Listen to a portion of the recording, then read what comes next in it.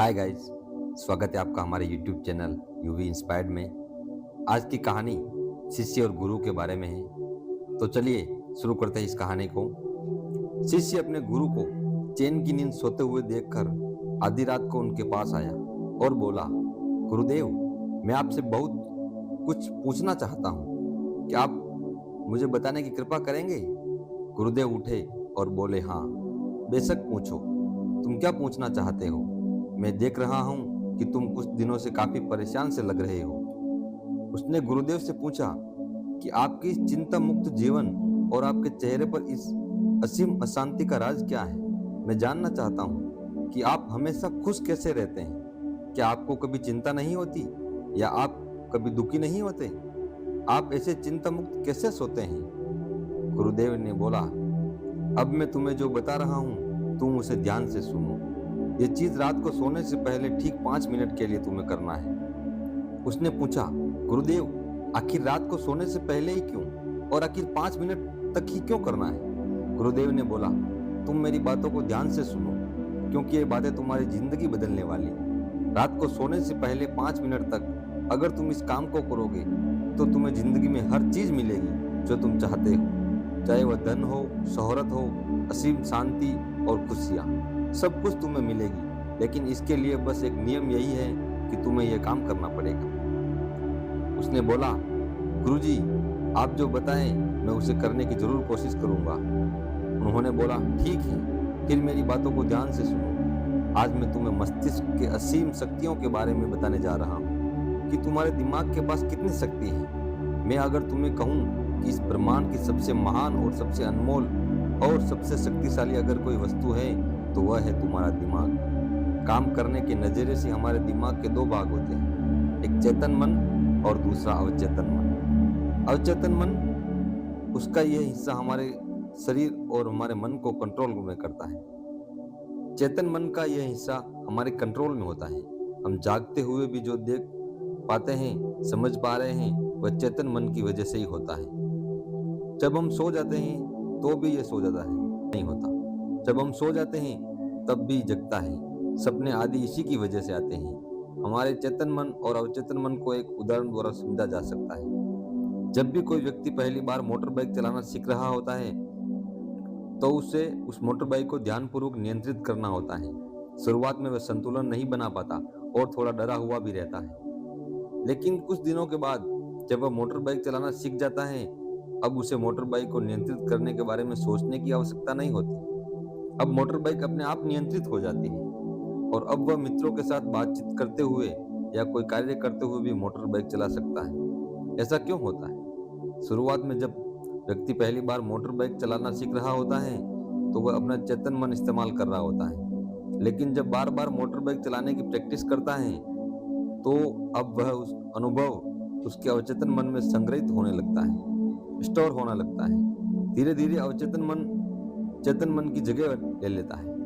हमारा अवचेतन मन एक ऑटो पायलट सिस्टम की तरह है जो अपने आप स्वचालित तरीके से कार्य करता है। सभी स्वचालित कार्यों जैसे सांस लेना, दिल की धड़कन आदि कार्य अवचेतन मन के द्वारा ही किए जाते हैं। हमारी आदतें और रोजमर्रा के सभी कार्यों में अवचेतन मन का महत्वपूर्ण योगदान है। हमारे एक विचार का हमारे अवचेतन मन पर महत्वपूर्ण प्रभाव पड़ता है, या यह कह सकते हैं कि हम जो कुछ भी सोचते हैं या करते हैं उससे हमारे अवचेतन मन की प्रोग्रामिंग होती जाती है और फिर बाद में धीरे धीरे अवचेतन मन उस कार्य को नियंत्रित करने लगता है।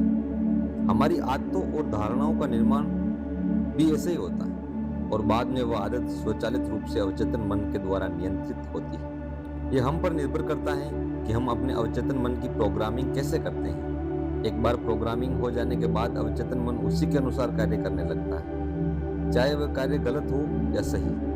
चेतन मन को अवचेतन मन का चौकीदार या गेट कीपर भी कहा जा सकता है। दरअसल हमारा हर विचार एक बीज की तरह है और हमारा अवचेतन मन एक बगीचे की तरह है। हमारा चेतन मन यह निर्णय करता है कि अवचेतन मन में कौन सा बीज बोना है और कौन सा नहीं। हम कभी कभी अनजाने में अपने अवचेतन मन की गलत प्रोग्रामिंग कर देते हैं। जैसे अगर मैं सोचता हूँ कि आज का ये काम कल कर लूंगा तो एक छोटा सा विचार धीरे धीरे मेरे कार्य को कल पर टालने की आदत बन सकता है।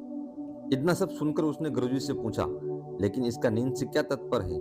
कोई सोने से पहले 5 मिनट तक हमें क्या करना है और चिंता मुक्त जीवन का रहस्य क्या है, आप वह हमें बताएं।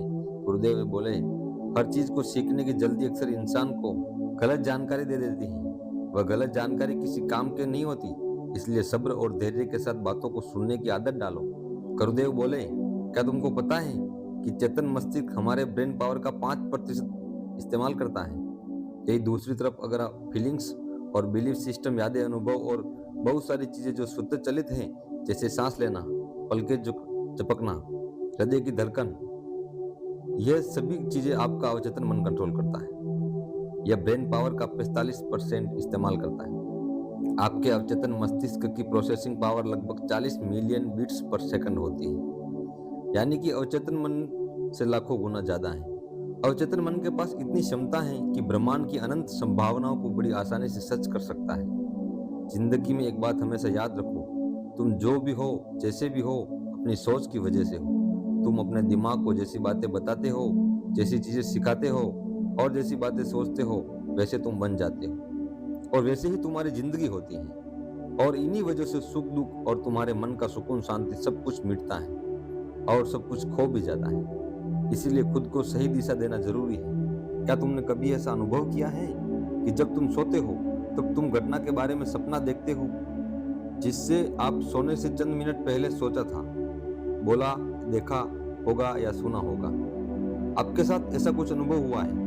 उसने बोला, हाँ गुरुजी, सोने से पहले जब हम आधा सोए आधा जागे हुए अवस्था में होते हैं, तब हम तैयार होते हैं अपने अवचेतन मन में उन विचारों को डालने के लिए जिसे हम अपने जीवन में प्रदर्शित करना चाहते हैं। तब तुम जो भी सोचोगे, जो भी मन में विचार लाओगे, जिन विचारों के साथ तुम रात को सोने की कोशिश करोगे, वह चीज जो तुम्हारा दिमाग साकार करने की कोशिश करेगा। इसीलिए सोने से पहले अच्छी चीजों के बारे में सोचो, अच्छी चीजों के बारे में जिसके लिए हम सपना देख रहे हैं, जिसे हम पूरा करना चाहते हैं, उससे संबंधित पॉजिटिव विचार आप इसी समय में अपने अवचेतन मन में डायरेक्ट डाल सकते हैं। इसके ये 2 तरीके हैं। सबसे पहला तरीका है, तुम सोने से पहले सिर्फ इन चीजों के बारे में सोचो जो तुम्हें सुकून दे, शांति दे, जिससे तुम्हारा मन हल्का हो।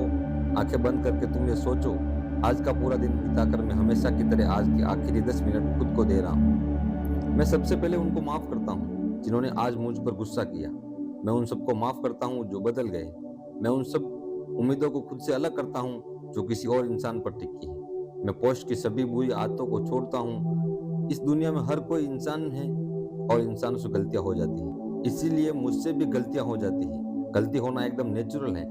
मेरे पास आज जो कुछ भी है वह काफी है। मैं हर दिन खुद के और करीब जा रहा हूँ। किसी भी बुराई करना, किसी के बिहेवियर को जज करना, किसी की लाइफ को जज करना, खुद को या दूसरों को दोष देना, दुखी रखना या रोते रहना, ये आदतें मुझसे बहुत दूर हैं। हाँ, मैं ऐसा ही हूँ। हाँ, मैं जानता हूँ कि मुझे किसी बुरी से बुरी चीज से भी मुझे क्या सीखना है। आजकल अपनी मंजिल को पाने के लिए पूरी जीव जान से मेहनत कर रहा हूँ। मुझे अपने आप में गर्व है। वह सब करके दिखाता हूँ जो मैं चाहता हूँ। मैं अच्छा हूँ, मैं सुंदर हूँ और सबसे ज्यादा मैं खुद पर विश्वास करता हूँ। मैं अपनी सभी बुरी कर्मों के लिए खुद को माफ करता हूँ। मेरे पास आज जो कुछ भी है वह काफी है।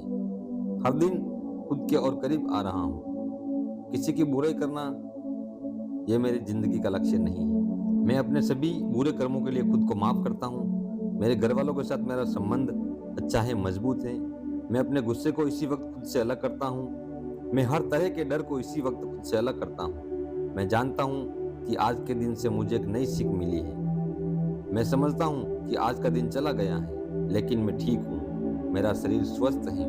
अंतिम में गुरुदेव ने बोले, अगर तुम रोज 5 मिनट तक ये बातें खुद से बताते हो तो हमारा दिमाग तुम्हें यकीन दिलाएगा कि जीवन में कितनी शांति है। अगर आप भी मेरी तरह भगवान बुद्ध को मानते हैं तो इस वीडियो को लाइक और शेयर कर दीजिए और ऐसी ही प्रेरणादायक कहानी सुनने के लिए हमारे चैनल को सब्सक्राइब जरूर कर दिए। तो कमेंट में नमो बुद्धाय लिखिए और इसी के साथ धन्यवाद।